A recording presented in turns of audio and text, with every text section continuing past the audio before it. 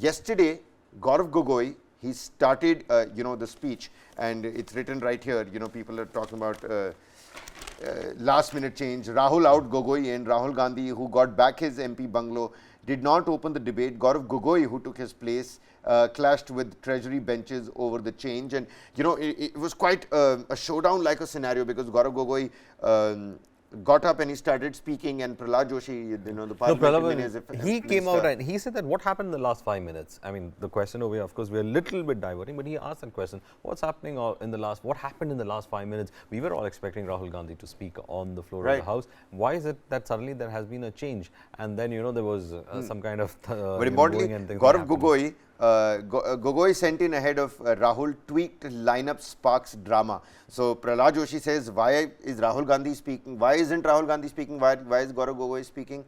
We were all waiting for Rahul Gandhi to speak. And Nishikant Dubey also said late uthe honge. He must have gotten up a little late. That's why Rahul Gandhi missed his opportunity to speak. He also went on to say but Gaurav Gogoi opens his line by saying, this no confidence motion has been brought to the table because of Prime Minister's silence.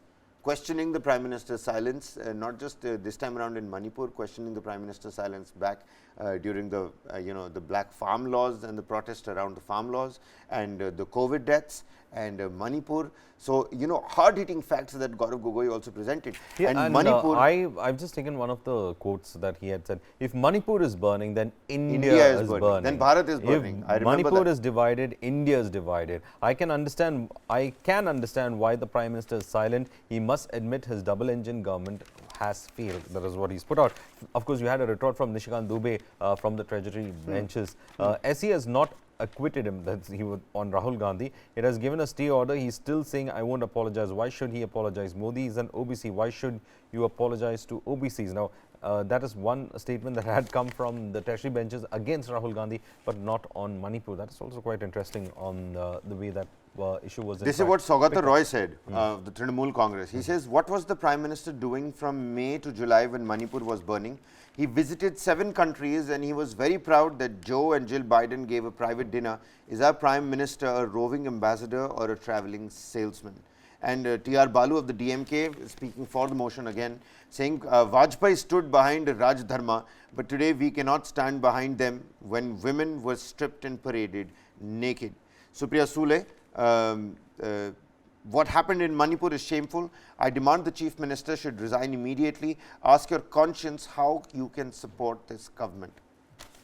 Also, interestingly enough, there is one thing that has happened on this, is that when it came to yesterday, when the debate was in fact going on, there were so many, I got this in Hindustan Times. They have actually put out a lot of interesting topics. Government created 2 Manipur, says Congress MP Gogoi. They have expanded on his speech. And then destruction of human rights. Opposition attacks government on Manipur. This is from NCP MP Supriya Sule when she was addressing the parliament. And of course, Dubey sharpens attacks against Gandhi and opposition allies, saying that Dubey did in fact pick up on INDIA allies as well, one after the other, and completely changed the topic when it, though they were discussing about Manipur, and that was an issue that was there, but he had to change the topic from Rahul Gandhi's stay as well as on Savarkar, and he was in fact asking for why he's not apologizing, though the debate was on Manipur that the INDA was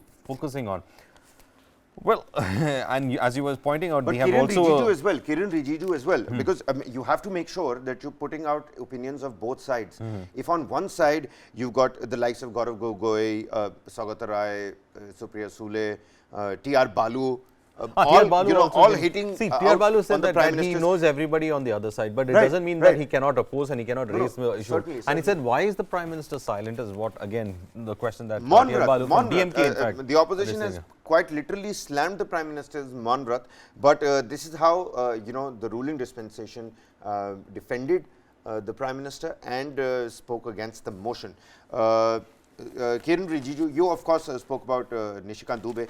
Kiran Rijiju here says, when our government was formed in the first cabinet meeting, Modi ji said every 15 days 5 cabinet ministers and 7 MOS must tour the Northeast.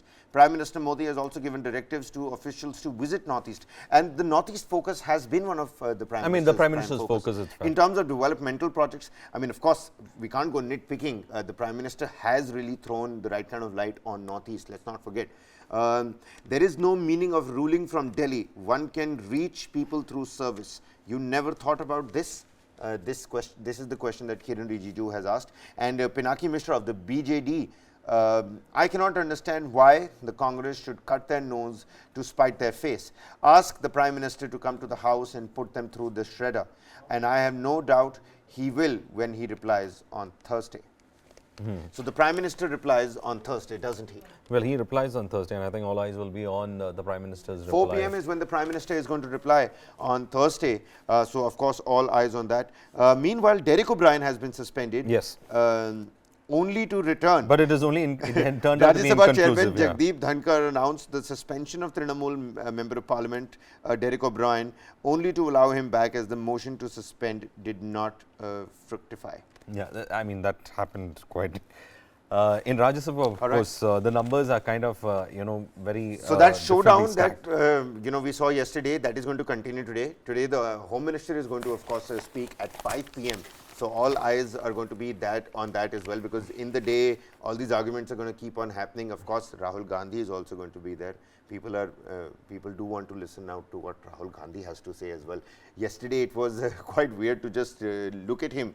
But Kabir, you know what, in that debate that happened, they said that, Gogoi said that, they said that it is not pertinent to reveal what happens in the Speaker's chair, because then we also will go ahead and speak about what the Prime Minister said at the Speaker's chamber. To which you had Home Minister Amit Shah, getting up angrily and saying, then reveal it. What is it that you have? It's it's a big allegation that you have said that the Prime Minister had said something inside the chambers. Said, "Ye bahut bada aaroop hai, aap bataiye." You tell me what is it? What is it that you are trying to say? You're right. Yeah. So that was a dramatic moment that happened in yesterday's debate as well, especially with the question of whether Rahul Gandhi is going to speak on it. I'm looking here right on the top. It says ED summons Jharkhand Chief Minister Hemant Soren for questioning in an alleged land scam case. In the middle, he's thrown out a full frolic advertisement about Jharkhand's Adivasi Mahotsav. It is the World Tribal Day. I'm seeing it again and again.